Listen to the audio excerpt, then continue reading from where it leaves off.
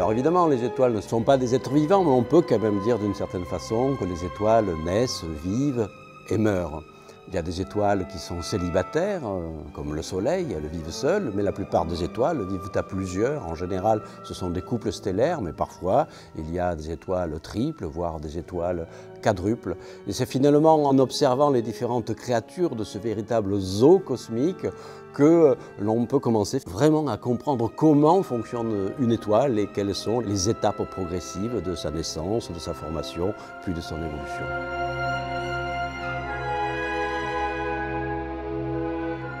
Alors, comment ça marche? Comment ça naît une étoile?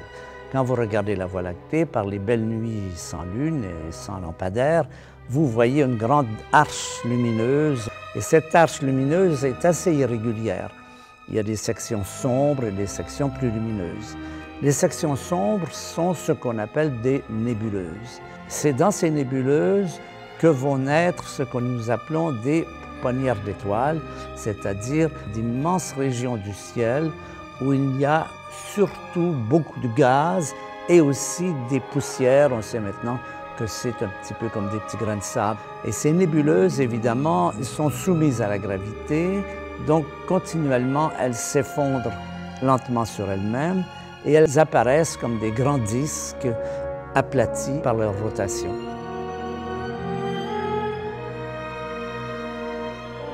Alors, progressivement, la masse de gaz se réchauffe.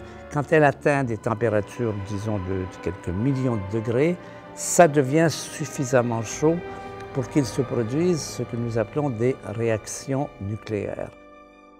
Alors, ces réactions, à la fois, produisent de nouveaux atomes et en même temps produisent de la lumière. C'est la raison pour laquelle les étoiles brillent.